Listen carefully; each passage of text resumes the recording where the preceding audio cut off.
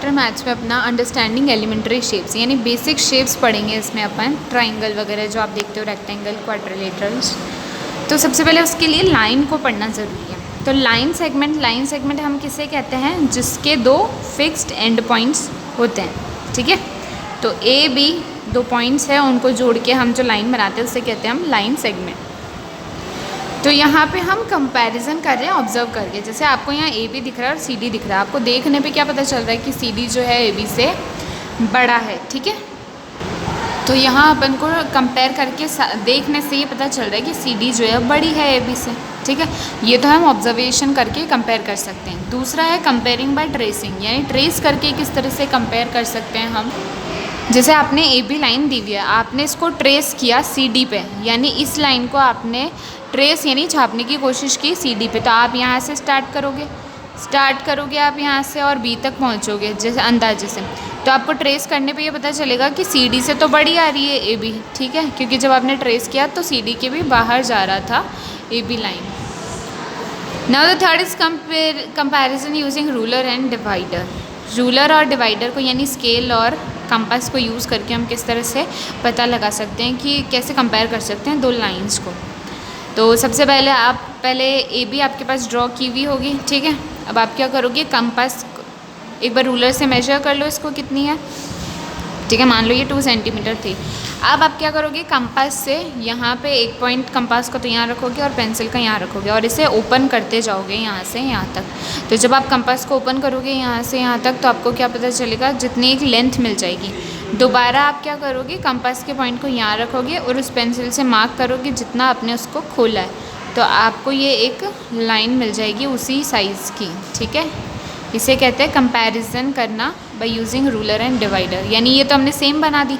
अब अगर मान लो कोई लाइन दी है जो इससे बड़ी थी और मैंने मेरा कंपास यहाँ रखा, ठीक है, इसको तो मैंने मेजर कर लिया कंपास से, फिर मैंने यहाँ कंपास रखा और मेरा यहाँ तक ही मार्क आया, पता चला मेरी सी डी लाइन तो ए बी से बड़ी आ गई, ठीक है, क्योंकि मेरा मार्क यहीं हो गया। और अगर आपका मार्क उस लाइन से बाहर चला जाए तो आप समझ जाओ कि आपकी लाइन छोटी। तो इस तरह से हम कंपास और रूलर को यूज़ करके कंपेयर कर सकते हैं।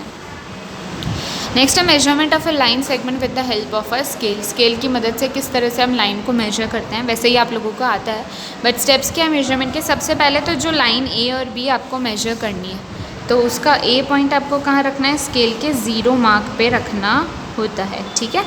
और 0 मार्क पे रखा आपने और फिर आपने स्केल को रीड किया। आपकी स्केल बी पॉइंट पे कहाँ तक आ रही थी, 7 तक। इसका मतलब आपकी ए बी लेंथ कितनी है, 7 सेंटीमीटर की है।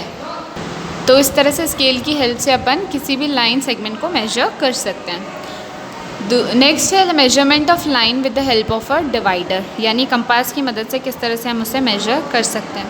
मान लो आपको एक लाइन दी है ए बी, ठीक है, आपको इसे मेजर करना है। तो सबसे पहले आप क्या करोगे, कंपास को खोलोगे, एक पॉइंट को तो ए पे रखोगे और दूसरे पॉइंट को स्ट्रेच करते हुए खोलते हुए आप पॉइंट बी तक मार्क कर लोगे, ठीक है। पॉइंट बी तक आप उस कंपास को इस तरह से खोल लोगे और जितना आपने खोला उसको आप एज इट इज़ स्केल पे रखोगे। कहाँ से स्टार्ट करते हुए, 0 से स्टार्ट करते हुए, और जहाँ आपका दूसरा एंड आ जाता है वहाँ आप स्केल पे देख लोगे कि कितना एंड आया। अगर आपने जितना ओपन किया था उतना स्केल पे रखने पे 3 आया तो आपकी लेंथ 3 है, 4 आया तो 4 है आपकी लेंथ, ठीक है। इस तरह से अपन किसी भी लेंथ को कंपास के थ्रू या डिवाइडर के थ्रू हम मेजर कर सकते हैं। जैसे यहाँ इसने लाइन सेगमेंट ए बी को मार्क किया, ठीक है, इतना उसने खोला कंपास को, इतना खोला और उस खोले हुए को एज इट इज़ 0 से स्टार्ट करते हुए स्केल पे रख दिया। इस बार उसकी रीडिंग आई 5.5, यानी ये लेंथ कितने की थी, 5.5 की। तो आपको कभी इस कंपास की हेल्प से मेजर करना हो तो आप ऐसे कर सकते हो, ठीक है। नेक्स्ट टॉपिक है आपका कन्वर्जन ऑफ मेजरमेंट्स, यानी जो अपन चीज़ें मेजर करते हैं उसे कैसे कन्वर्ट करते हैं। जैसे मैंने कोई लेंथ मेजर की 5 सेंटीमीटर आई, अब मुझे किसी ने बोला कि उसे mm में बताओ यानी मिलीमीटर में बताओ, या बोल दिया मीटर में बताओ, तो मैं उसे किस तरह से कन्वर्ट करूँगी एक फॉर्म से दूसरे फॉर्म में, वो हमें यहाँ सीखना है। तो उसके कुछ मेजरमेंट्स होते हैं जो आपको ध्यान रखने होते हैं। जैसे 1 सेंटीमीटर में 10 मिलीमीटर होता है, ये आपको ध्यान रखना है। 1 इंच में 2.5 सेंटीमीटर होता है, ये आपको ध्यान रखना है, ठीक है। अब इसी को फॉर्म को मैं कन्वर्ट भी कर सकती हूँ। 1 सेंटीमीटर इक्वल्स टू 10 mm को मैं ऐसे भी कन्वर्ट कर सकती हूँ कि इस 10 को मैं उधर ले जाऊँ, यानी 1 सेंटीमीटर के नीचे ले जाऊँ। तो 1 सेंटीमीटर अपॉन 10 क्या हो जाता है 1 मिलीमीटर, क्योंकि उधर से मैं 10 अगर ले गई तो क्या बचेगा 1 ही बचेगा। तो मैं उस 10 को उधर ले गई तो क्या बन गया 1/10 सेंटीमीटर इक्वल्स टू 1 मिलीमीटर। तो ये भी एक फॉर्मूला हो जाता है। तो ये चीज़ें आपको, ये जो पूरी लाइन दी है ये आपको ध्यान रखनी है कि किस में किसको कैसे कन्वर्ट कर सकते हैं। तो 1 सेंटीमीटर में 10 मिलीमीटर हो गया और 1 मिलीमीटर में 1/10 सेंटीमीटर यानी 0.1 सेंटीमीटर हो गया, ठीक है। और दूसरा ये है कि 1 इंच में 2.5 सेंटीमीटर हो गया और 1 सेंटीमीटर में कितना इंच हो गया 0.4 इंच हो गया, ठीक है। तो इन सब को यूज़ करते हुए आपको आपके कंपैरिजन करने हैं। अब जैसे एक क्वेश्चन है जो मैं करके बताती हूँ, कन्वर्ट 155 मिलीमीटर इंटू सेंटीमीटर। तो आप इसे कैसे कन्वर्ट करोगे, आपको पता है 1 मिलीमीटर में कितने सेंटीमीटर होते हैं 1/10 सेंटीमीटर होते हैं, ठीक है।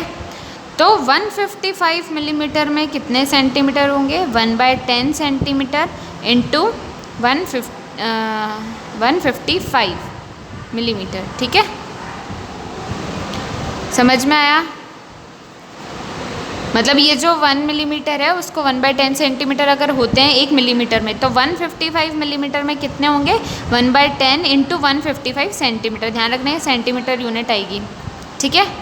अगर 1 मिलीमीटर में 1/10 सेंटीमीटर होते हैं तो 155 मिलीमीटर में कितने होंगे 1/10 इंटू 155 हो जाएंगे, ठीक है। और डिवाइड बाय 1 का तो कोई मतलब नहीं रहता, इसलिए यहाँ पे डिवाइड बाय 1 करो तो भी यही चीज़ आएगी।